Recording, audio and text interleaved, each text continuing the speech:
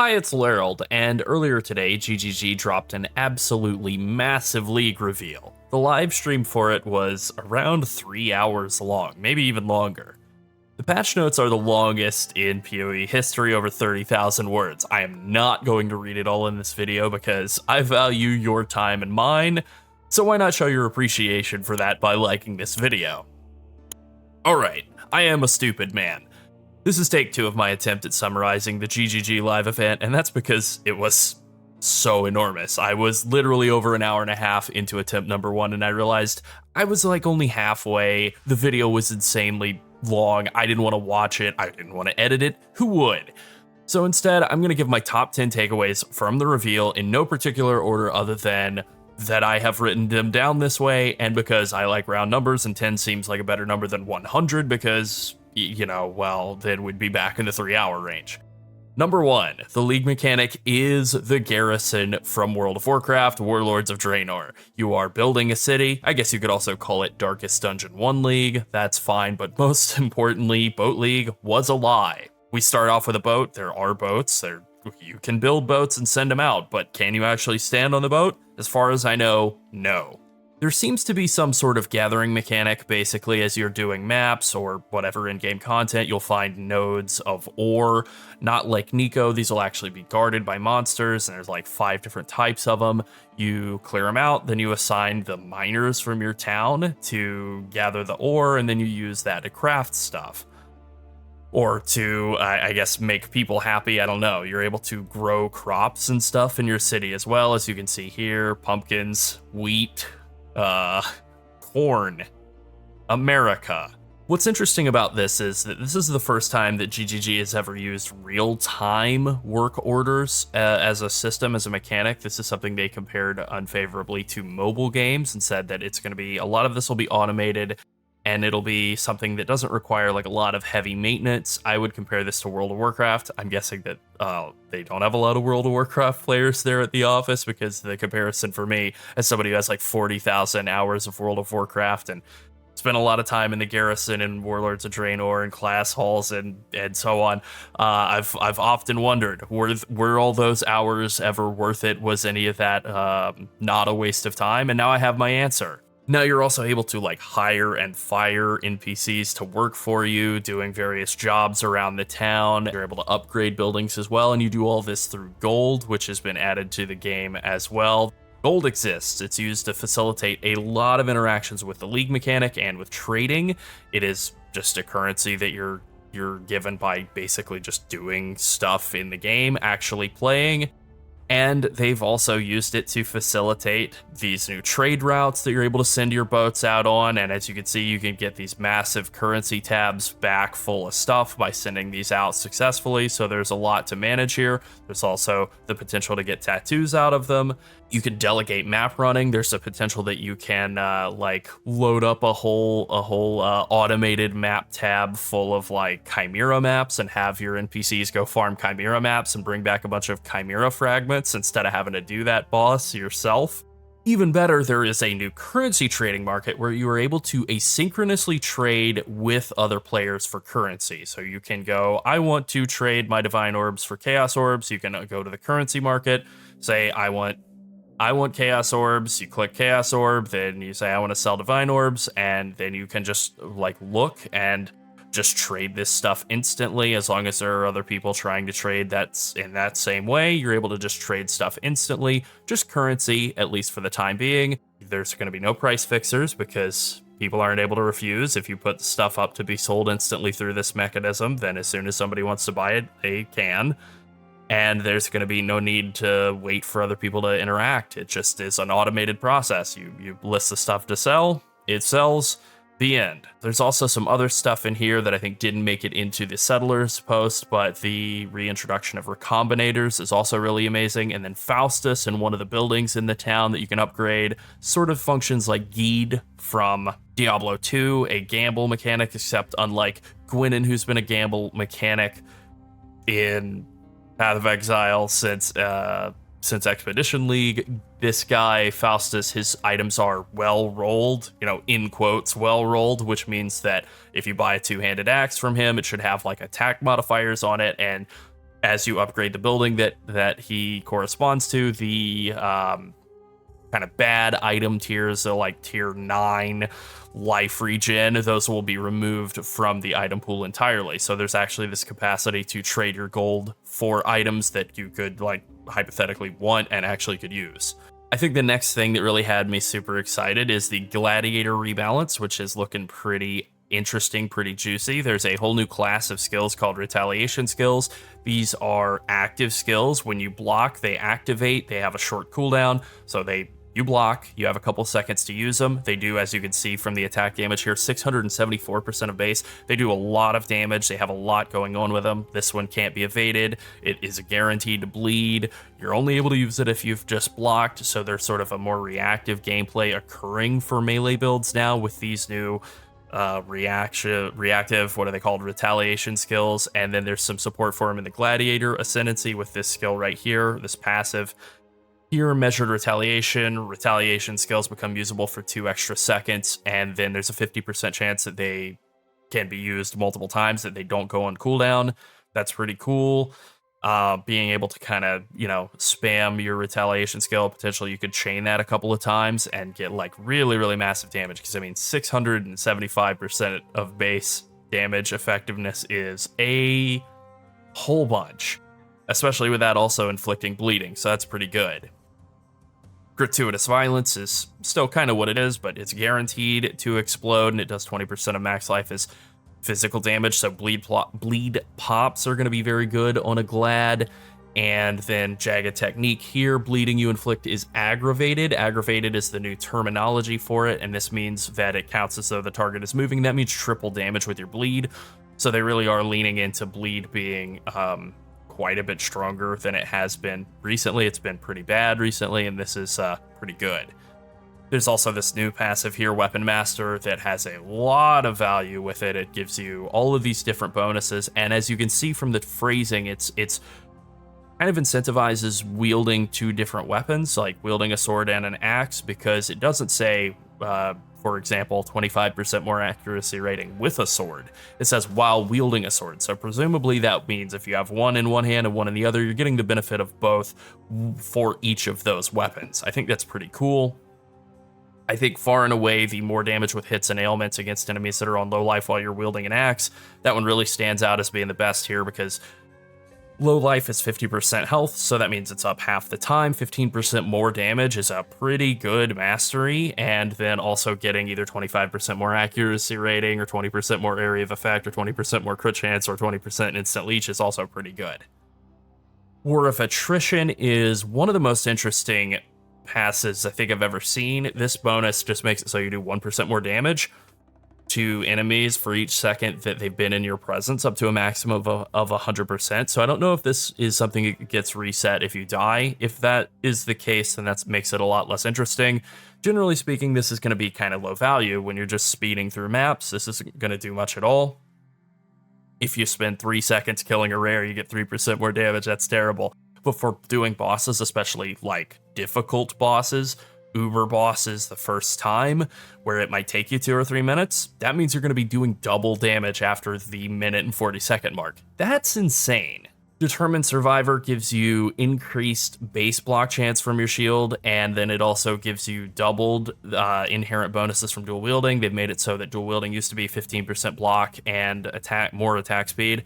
They've split that out a bit, so 20% block and 10% more attack speed, so that goes up to 40 and 20 respectively. 40% base block chance while dual wielding is pretty high, and that has pretty good synergy with all of those retaliation skills, so that's pretty cool.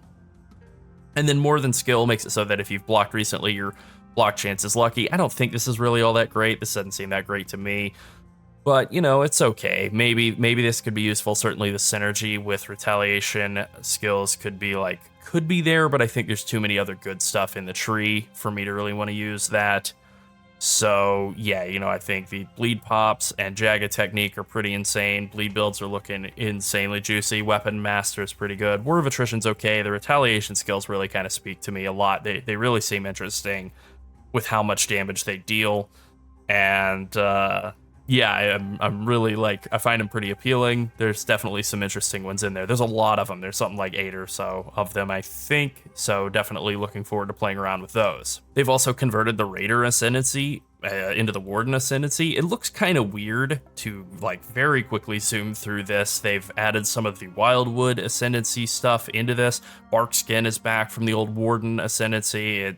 It is bark skin as it was. It gives you kind of this buff where you get reduced physical damage taken initially, more armor, and then as you get hit, you get more evasion instead. You know, whatever. There's a lot of stuff going on with ailments, basically, like this passive here, 2% increased damage taken per shock, and you can shock an enemy 50 times.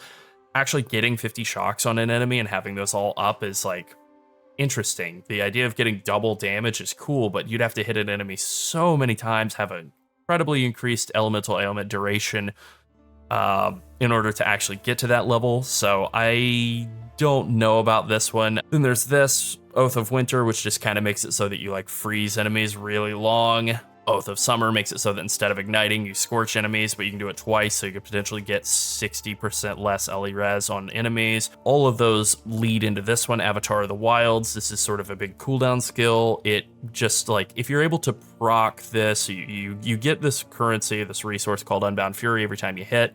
If you're able to hit it on cooldown, then it takes 20 seconds to stack it all the way up, and then it lasts for 10 when you pop it, and it makes it so you do 80% more elemental damage, and you always freeze, shock, and ignite the whole time, and then it's down for 20 seconds, and you have to build it back up. So kind of a big, cool, like, ultimate ability. Interesting. I don't know how great all of this stuff is, just because I don't know how good these passives that you have to take along the way to it really are. And then there are tinctures. Tinctures are being added back into the game in a very, very different state from how they functioned in Affliction League.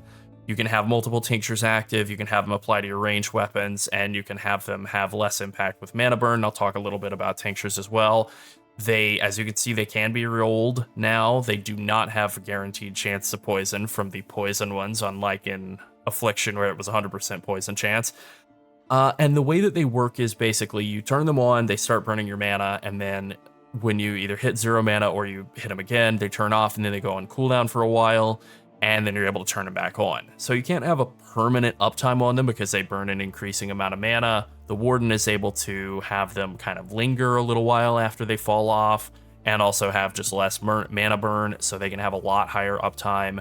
And then they normally only apply to melee weapons, but the Ranger can make, or the Warden rather, can make them apply to like bows and wands and stuff as well. It's interesting. It's very, very much like a playground for build creators that are like really, really clever and experimental. I think there's definitely some cool stuff that's going to come out of this, but I have not cracked the code on this at all. All right, next on the list is that melee has been buffed and totems, melee attack totems have been removed. And yeah, you know, I think everybody saw this coming, but it is nice to actually have the patch notes and be able to look at them and go, pretty much all of the melee skills, just to summarize with thousands of words of patch notes, pretty much all the melee skills have gotten anywhere from like a 50% to 220% damage bonus. And we're talking more damage multiplier on their scaling relative to how it was.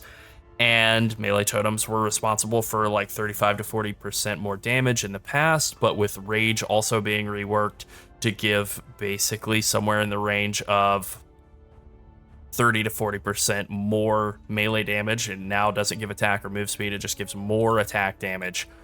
And, you know, you're able to stack it up to 30 baseline, but you can get quite a bit higher than that with some passives.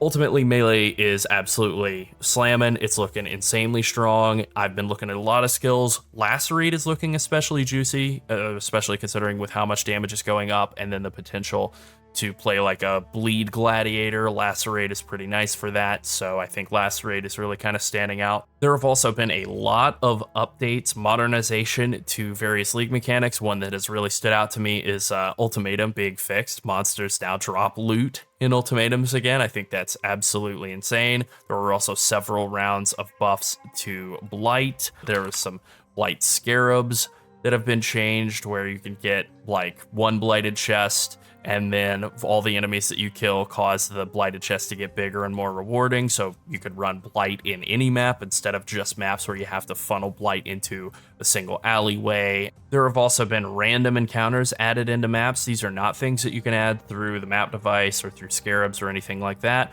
There are a lot of different random encounters. There are sentinels that you can find just right at the start of the map. You can just find a sentinel, use it in the map, and then that's it. The Affliction Wildwood has also been added. You can jump into the Wildwood and clear it out and add a bunch of wisps into the monsters, make them more dangerous and more rewarding. That's pretty cool. The Nameless Seer from Affliction League can also just be found in maps, and he has a new mechanic where he will offer to scry maps when you find him in tier 16 maps, and the scrying makes it so that he swaps the div cards of the current map that you're in and another map of your choosing.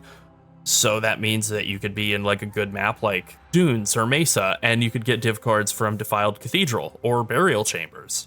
There's also another div card scarab, or I should say Divination Scarab, that I really like. The Divination Scarab of Completion has been removed, and it's been replaced with this scarab that I've really found interesting, Divination Scarab of Pilfering. It makes it so that instead of divination cards dropping, they're all stolen by the map boss, and then the map boss is like a lot tankier and does more damage based on how many cards they've stolen, and then they will duplicate all the cards that they drop.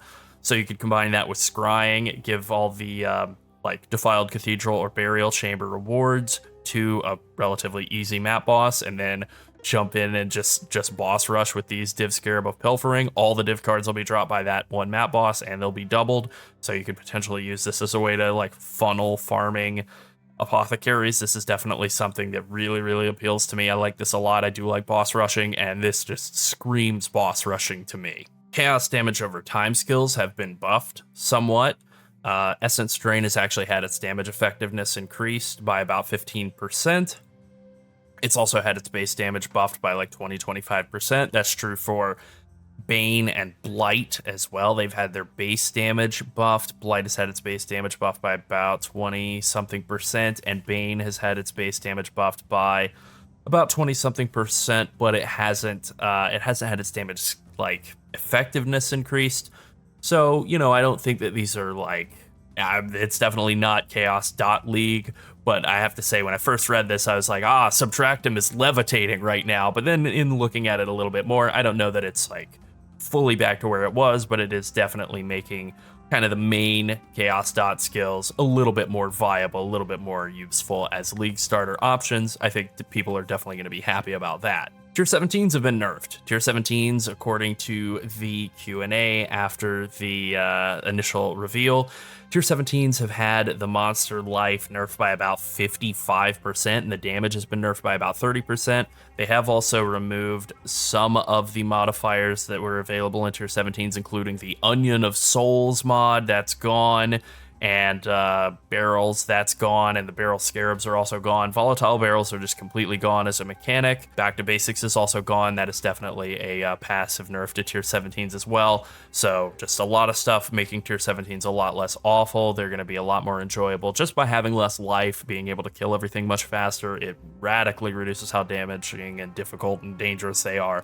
And so then also them doing less damage, it's definitely going to be a lot easier to deal with Tier 17s. Magic Find is also gone. They have gotten rid of increased item quantity entirely. It's no longer a stat in the game. Item rarity will be a stat. You know, I think that this is ultimately a buff for the average player. It's a nerf for Snoobe, but he'll find a way to get around it.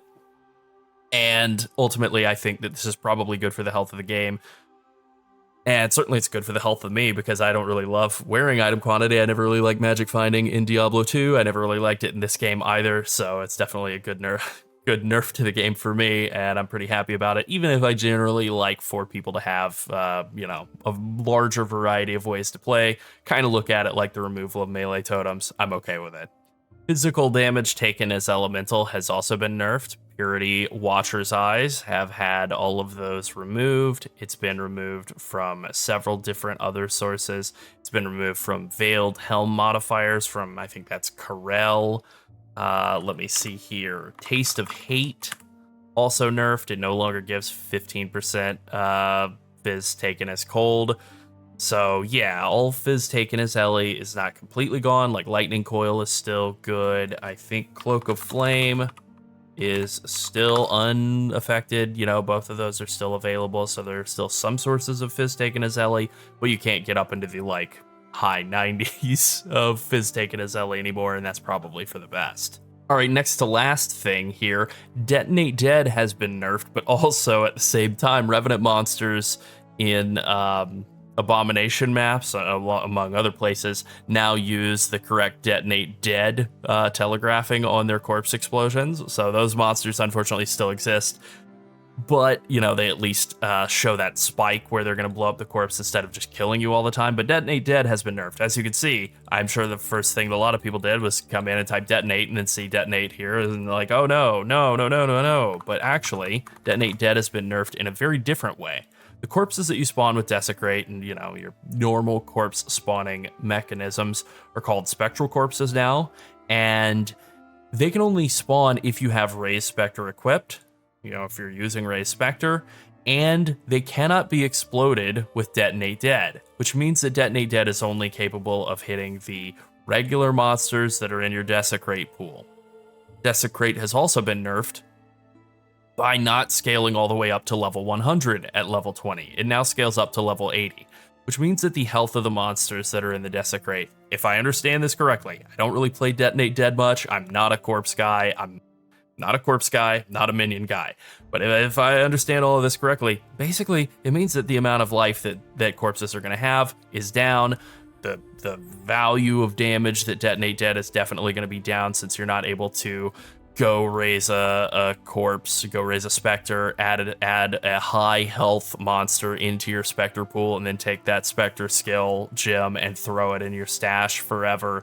And now you just do more damage with those Detonate Deads. You're not able to detonate those bad boys anymore. Bama has also been nerfed. The elemental arrows fired from Prismatic Blink and Mirror Arrow clones now use skill damage conversion correctly. I think that this is a nerf, but then this is definitely a nerf.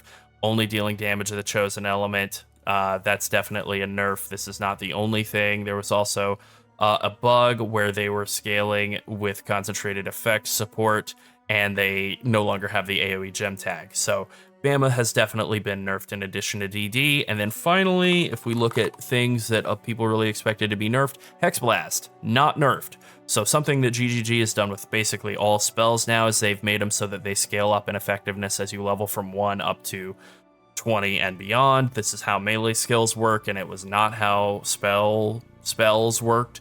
And now it is. It's just sort of as a balance change for like making all builds kind of scale the same way from level 1 to 100, but Hex Blast at max level, not nerfed. All right, and then finally, the last thing on my list of like really notable stuff is that Divine Blessing support has been removed.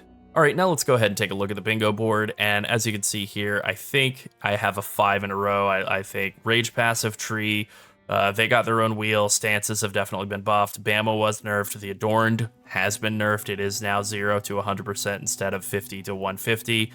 And then tattoos are part of the leak mechanic. You could say maybe that's not core.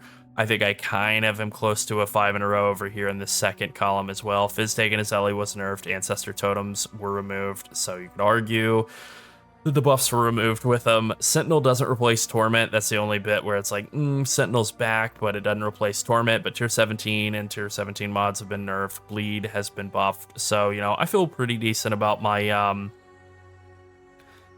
bingo board. Warcry's buffed. DD nerfed. Ancestor totems, whatever, glad rework, so you could maybe get it going diagonal, maybe get it going vertical here, maybe get it going vertical here.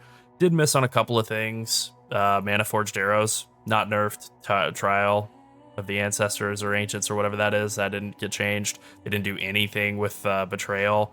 Also, the Twink leveling uniques, that was just like bait or something in a video. So, you know, Tides of Time came through unscathed though, so I feel pretty good about that as a Pathfinder enjoyer. So ultimately, I'm very happy about the state of the upcoming league. I mean, it looks sick as hell. It's going to be the best league ever. I do not care what that I was promised a boat. They gave us currency trading. They gave us a better form of keyed gambling than Gwenin. They gave us recombinators. They gave us some melee buffs. They gave us a lot of melee buffs. It's actually melee league. It's really happening. That's incredible. All right, that's it. Get hyped. Thanks for watching. Bye.